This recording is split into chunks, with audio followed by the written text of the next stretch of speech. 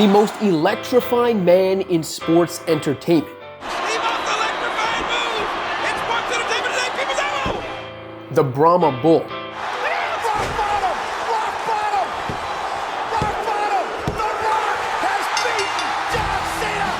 From the U to the squared circle to top billing in Hollywood.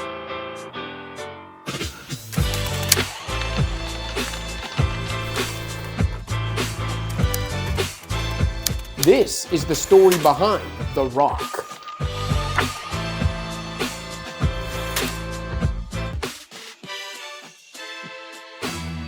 Dwayne Johnson was born into one of wrestling's royal families on May 2nd, 1972 in Hayward, California.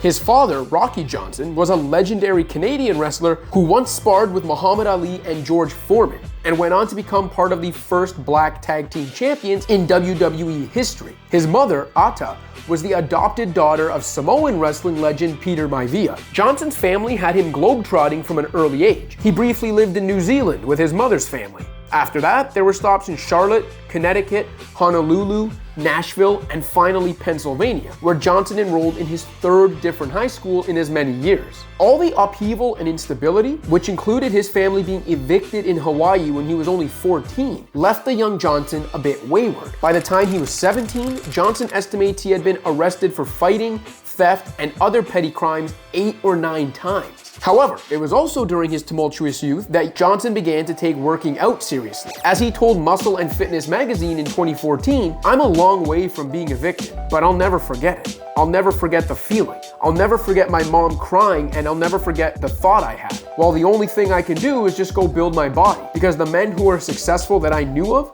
Stallone, Arnold, Bruce Willis, they were men of action." That dedication to his body, along with his freakish athletic genes, helped him land spots on the football, wrestling, and track teams at Freedom High School in Bethlehem Township, Pennsylvania. But the gridiron is where the young defensive tackle truly excelled. After being suspended 2 weeks for fighting, Johnson says it was during his time on Freedom High's football team that he seriously started considering his goals and future. After just 2 years playing high school football, he earned a full scholarship from the University of Miami. Though Johnson spent 4 years at Miami during the U's golden years and even won the national championship in 1991, a stacked roster that included future Hall of Famer Warren Sapp meant much of that time was spent riding the bench. Johnson appeared in 39 games for the Hurricanes, but only started 1. In 1995, he found himself on the practice squad for the Canadian Football League's Calgary Stampeders. After earning just a few $100s a week and sleeping on a mattress he had pulled from a dumpster, Johnson was cut from the CFL team. Rather than entertaining another contract offer from the Stampeders the following year, Johnson thought it was time to enter the family business. And there was only one man he could think of to prepare him: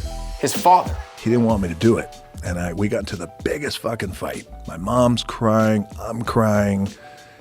And he said, "What do you think you have to offer?" I said, "I don't know. Maybe I'm going to fucking suck, but I got to give this a shot."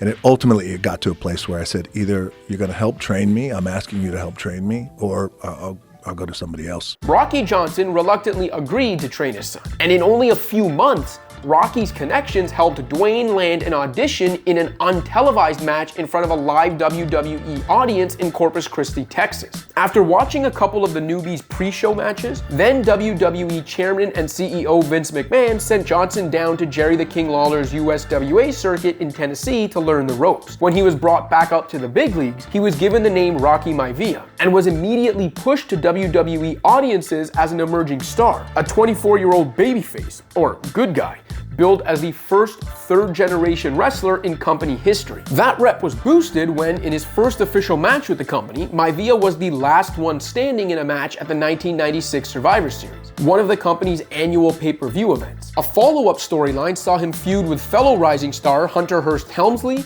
and eventually be crowned WWE Intercontinental Champion. However, McMahon's best-laid plans weren't received well by fans, who began to resent the smiling youngster who was supposed to be the good guy's good guy. In fact, the audience's reactions to Maivia grew so vitriolic, Rocky Sucks chants eventually gave way to chants of Die Rocky Die. While recovering from a 1997 knee injury, during which time Johnson gave serious thought to going the MMA route, his in-ring persona was being reshaped behind the scenes. McMahon decided to have Johnson's character turn heel, having him return to the ring as a member of the Nation of Domination, a wrestler faction based loosely on the Nation of Islam. Ironically enough, it was as a heel that Johnson, now referring to himself in third person as The Rock, began to win fans over. His now hardened in-ring character allowed Johnson the freedom to tap into his charisma and mic skills, and a star was born. His knack for comedy and a genuine sense of timing didn't hurt either. You're the greatest thing since an egg white omelet. So from the bottom of my heart, The Rock offers you this to show his respect and admiration. Enjoy. This has got to be something big, JR. Let's show the world. Let's show the world. As you can see. Face.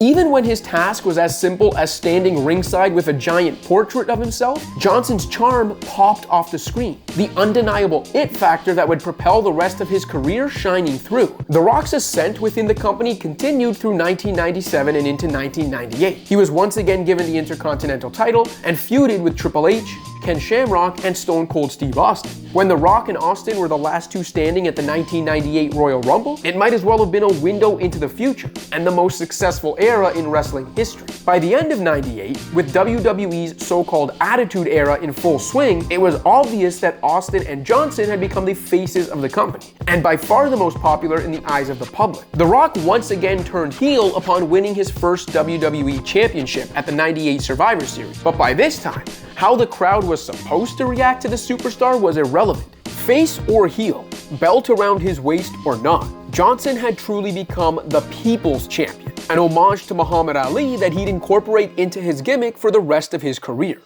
Even when he was delivering 11 punishing steel chair shots to the head of Mick Foley instead of the agreed to 5 during their infamous 1999 I Quit match. Even when he was main eventing pay-per-views and WrestleManias against the more popular Austin, The Rock's bravado carried him through. Whether you loved him or loved to hate him, Johnson had made his character indispensable to the company and fans alike. It didn't hurt that his humor and improvisation skills lent themselves perfectly to the crude, profane demands of the Attitude Era.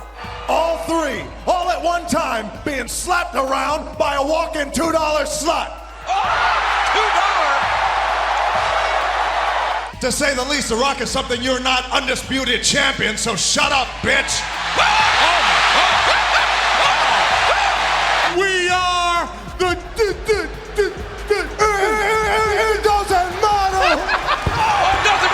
So influential was The Rock during this era that when McMahon and company decided to add a second weekly show to complement the flagship Monday Night Raw in 1999, they went with SmackDown as a title, an homage to Johnson's catchphrase about laying the smackdown on opponents. The show still bears the same name 25 years later. Between late 98 and early 2001, The Rock won the WWE Championship 6 times, headlined a countless number of pay-per-views, including 3 straight WrestleManias, and formed a hilariously popular tag team with Foley's Mankind character dubbed the Rock and Sock Connection. One of the highest rated segments in Raw's history saw The Rock insult a cast of characters from his past that Mankind had brought out as part of a This Is Your Lifestyle birthday gift to his tag team partner. To wrestling fans of all ages, engrossed and captivated by Johnson's work every week, the idea of the WWE without The Rock was inconceivable. But when Johnson hosted Saturday Night Live for the first of 5 times in 2000, then took a role in 2001's The Mummy Returns, the acting bug bit him. In the spring of that year, he took time off to reprise his role as the Scorpion King, this time as the featured player. Against a budget of $60 million, the film earned nearly $181 million at the box office, cementing Dwayne "The Rock" Johnson as a burgeoning action star. His top billing in the wrestling world was still safe though, and when McMahon bought rival promotion WCW in 2001, it paved the way for arguably the most hyped match in wrestling history. Though there were no belts on the line and it wasn't the official main event, an icon versus icon bout between The Rock and Hulk Hogan, arguably the most famous wrestler of all time, was the story of WrestleMania 18 in 2002. For the first time in years, Johnson no longer had the crowd in the palm of his hand, as although Hogan was supposed to be the heel to Rock's babyface, fans in Toronto that night made no mistake who they viewed as their wrestling hero. We'll never see Tyson and Ali. We'll never see Babe Ruth and Barry Bonds, but we are going to get to witness The Rock and the Hulk. Hogan later admitted that he and Johnson changed how they worked that match on the fly after taking in the crowd's reaction. Either way, that match appeared to be a passing of the torch from one wrestling royal to another, but Johnson had his sights on something bigger than the WWE Universe alone could ever grant him, and he made the decision to leave full-time wrestling behind in search of Hollywood legitimacy. Johnson spent much of the next couple of years bouncing between the ring and the big screen. When he returned to the WWE in early 2003 sporting a shaved head and a new entrance theme, the legend of Hollywood Rock was born. Toronto, that is the jabroni-beaten, pie-eating, trailblazing, eyebrow-raising, stronger than a bear, faster than a buck, the biggest thing to hit Canada because the Maple Leafs suck. There was another match with Hogan, another WrestleMania clash with Austin, Stone Cold's last match for nearly 2 decades, a WrestleMania 20 reunion with Foley as a tag team partner, and countless more moments on the mic that only Johnson could have provided. Like this one in Sacramento, less than a year after the city's beloved NBA team had been eliminated by the Lakers for a 3rd straight season. Well, I might take a plane, I might take a train. How do you people live here? You must be insane. I'm leaving Sacramento. Sacramento, I won't stay. Check this out, check this out. Check it out. But I'll be sure to come back when the Lakers beat the Kings in May.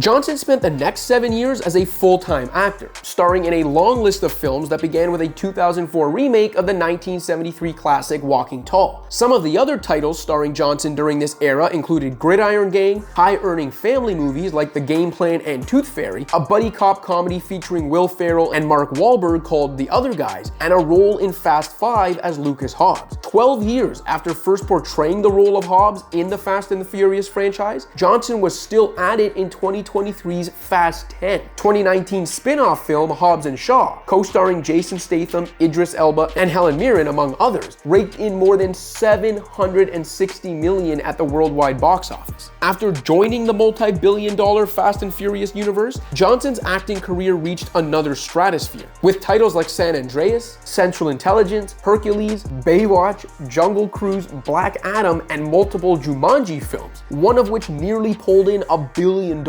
making him one of the highest paid and highest grossing actors of the 2010s and 2020s. Not bad for an out-of-work football player who had limped into a pro wrestling career with $7 in his pocket decades earlier. It wasn't just movies either. Johnson executive produced and starred in HBO dramedy Ballers, which enjoyed a successful 5-season run from 2015 through 2019, and created NBC's sitcom Young Rock, based on the star's life. Though Johnson has spent the last 20 years as an actor first and wrestler second, he still proved he could top the box office in the ring, too. After returning from a 7-year hiatus to host WrestleMania 27 to much fanfare, The Rock and John Cena, by this point the new face of the WWE, spent a year building up to a highly anticipated match at WrestleMania 28. That match, more than a decade removed from the last time Johnson had main evented WrestleMania, made the 2012 event the most bought wrestling pay-per-view in history. The pair then main evented WrestleMania 29 a year later, by which time The Rock was in the midst of his 8th reign as WWE champion. During that match, Johnson suffered a gruesome injury in which his abdominal and adductor tendons tore off his pelvis. The triple hernia surgery required to repair his abdominal wall has left his once chiseled abs noticeably less prominent to this day. With a devastating injury behind him, prolific film roles seemingly coming every year, and by then in his 40s, Johnson spent the remainder of the 2010s making only occasional appearances in WWE, eventually retiring from professional wrestling in 2019. Still, few wrestlers could elicit as deafening a pop from the crowd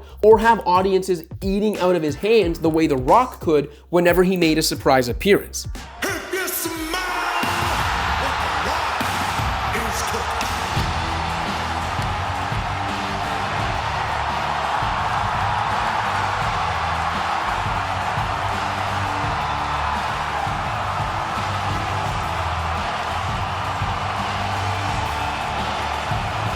That kind of love from a live audience and Johnson's command of crowds the world over must be too intoxicating to leave behind, because The Rock once again returned to the WWE in early 2024. And this time, it wasn't just to say a few words. Once again playing the role of a villain, the legend returned to competition in a company that now employs his oldest daughter, Ava. The 51-year-old will team with Roman Reigns, whose grandfather was the brother of Johnson's grandfather, Peter Maivia, in a highly hyped tag team match at WrestleMania 40. How the middle-aged Johnson fares during his first official match in 8 years is to be determined, but The Rock hasn't lost a beat on the mic. Well, here's the record you broke.